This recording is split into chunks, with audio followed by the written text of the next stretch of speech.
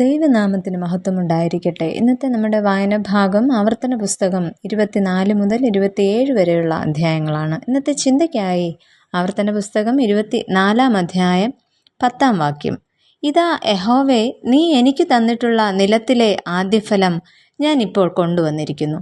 പിന്നെ നീ അത് നിന്റെ ദൈവമായ യഹോവയുടെ സന്നിധിയിൽ വെച്ച് നിന്റെ ദൈവമായ യഹോവയുടെ സന്നിധിയിൽ നമസ്കരിക്കണം. ആവർത്തന പുസ്തകം എഴുതിയിരിക്കുന്നത് ധർമ്മോപദേശ ശൈലിയിലാണ്. മോശയുടെ മരണത്തിന് മുൻപ് ഇസ്രായേൽ ജനങ്ങളോടുള്ള പ്രബോധനം പ്രസംഗ ശൈലിയിലാണ് ഈ പുസ്തകത്തിൽ കൊടുത്തിരിക്കുന്നത്. ഇന്നത്തെ വായന ഭാഗത്ത് ദൈവം തൻ്റെ ജനമായ ഇസ്രായേല്യർക്ക് അവരുടെ സാമൂഹിക ജീവിതം, കുടുംബ ബന്ധം, നീതി, കരുണ, വിശുദ്ധി എന്നിവയെക്കുറിച്ച് നൽകുന്ന വ്യക്തമായ നിർദ്ദേശങ്ങളാണ് നമുക്ക് കാണുവാനായിട്ട് കഴിയുന്നത്. സർവചരാചരങ്ങളുടെയും സൃഷ്ടാവായ ദൈവം നീതിയും കരുണയും വിശുദ്ധിയുമുള്ളവനാണ്. അതിനാൽ തൻ്റെ ജനവും ഇത്തരത്തിലാകണമെന്ന് ദൈവം ആഗ്രഹിക്കുന്നു. ഇന്നത്തെ വായനാ ഭാഗത്തു നിന്നും ചില ചിന്തകൾ പങ്കുവെക്കട്ടെ. ഒന്നാമതായിട്ട്, കൃതജ്ഞതയുള്ള ഹൃദയത്തിന് ഉടമകളാകുക. ആവർത്തന പുസ്തകം 26 അധ്യായത്തിൽ ആദ്യ ഫലത്തിൻ്റെ സമർപ്പണത്തെക്കുറിച്ചാണ് അവിടെ പറയുന്നത്. ജനങ്ങൾ അവർക്ക് ദൈവം വാഗ്ദത്തം ചെയ്ത ഇടത്തിൽ എത്തിയതിനു ശേഷം അവരുടെ ആദ്യ ഫലങ്ങൾ ദൈവത്തിന് സമർപ്പിക്കണം.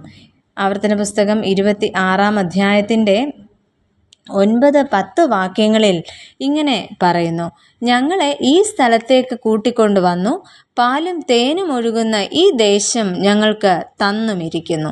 ഇതാ യഹോവേ, നീ എനിക്ക് തന്നിട്ടുള്ള നിലത്തിലെ ആദ്യ ഫലം ഞാനിപ്പോൾ കൊണ്ടുവന്നിരിക്കുന്നു എന്ന് അവിടെ ഇസ്രായേൽ ജനങ്ങൾ പറയുകയാണ് ചെയ്യുന്നത്. നമ്മുടെ ജീവിതത്തിൽ ഇപ്പോൾ നമുക്കുള്ളതെല്ലാം ലഭിച്ചിരിക്കുന്നത് ദൈവത്തിൽ നിന്നാണ്. അതിനാൽ ലഭിച്ച അനുഗ്രഹങ്ങൾ മറന്നു പോകുവാനായിട്ട് പാടില്ല. എന്നാൽ നമുക്ക് ലഭിച്ചിരിക്കുന്നതിൽ നിന്നുള്ള ദാനങ്ങളല്ല നാം ദൈവത്തിന് നൽകേണ്ടത്, മറിച്ച് നമ്മുടെ ഹൃദയത്തിൻ്റെ സമർപ്പണമാണ് ദൈവം നമ്മിൽ നിന്നും ആഗ്രഹിക്കുന്നത്. ദൈവം എനിക്ക് നൽകിയിരിക്കുന്ന ആരോഗ്യം, എൻ്റെ സമ്പത്ത്, എൻ്റെ കുടുംബം, എൻ്റെ മക്കൾ, എൻ്റെ കഴിവുകൾ, എൻ്റെ പ്രിയപ്പെട്ടവർ, ഇതെല്ലാം ദൈവം നൽകിയ അനുഗ്രഹമാണ്. അതിനാൽ ഏറ്റവും വിനയത്തോടെ, കൃതജ്ഞതയോടെ ഇവയ്ക്കെല്ലാം വേണ്ടി ദൈവത്തോട് നന്ദി പറയുകയും ദൈവസന്നിധിയിലേക്ക് കൃതജ്ഞതാപൂർവം അടുത്തു വരുവാനായിട്ടും നമുക്ക് സാധിക്കണം. രണ്ടാമതായിട്ട്, തിരഞ്ഞെടുക്കുവാനുള്ള സ്വാതന്ത്ര്യം. ഇവിടെ 2 മലകളെ സംബന്ധിച്ചുള്ള നിർദ്ദേശങ്ങൾ നമുക്ക് കാണുവാനായിട്ട് സാധിക്കുന്നു. ഒന്ന്, ഗെരിസീം മല. ഉയരം അല്പം കുറഞ്ഞ ഈ മലയിൽ ധാരാളം വൃക്ഷങ്ങളും ചെടികളും വളരുന്നു.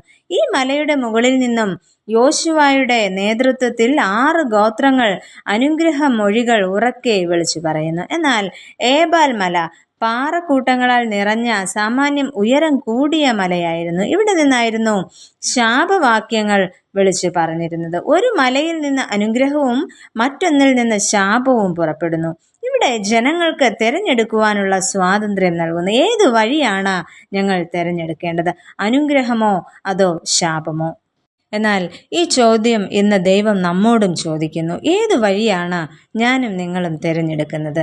നീതിയോടെ, കരുണയോടെ, നന്ദിയോടെ ജീവിച്ചാൽ ദൈവത്തിൻ്റെ അനുഗ്രഹം നമുക്ക് ലഭ്യമാകും. അതിനാൽ ഇത്തരത്തിൽ നമ്മുടെ ജീവിതങ്ങളെ ക്രമീകരിക്കുവാൻ ദൈവം നമ്മെ ഏവരെയും ശക്തരാക്കട്ടെ. നമുക്ക് പ്രാർത്ഥിക്കാം. പ്രിയ കർത്താവേ, അവിടുത്തെ വചനപ്രകാരം ജീവിപ്പാൻ ഞങ്ങളെ സഹായിക്കണമേ. കൃതജ്ഞതയോടെ അനുസരണത്തിൻ്റെ വഴിയിൽ നടപ്പാൻ ഞങ്ങൾക്ക് ശക്തി നൽകണമേ. ആമേൻ.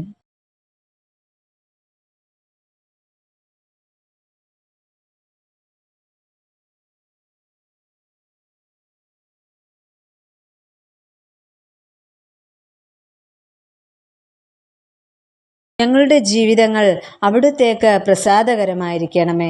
ഭയപ്പെടാതെ വിശുദ്ധിയോടെ യാത്ര ചെയ്യുവാൻ ഞങ്ങളെ തുണയ്ക്കണമേ. ആമേൻ.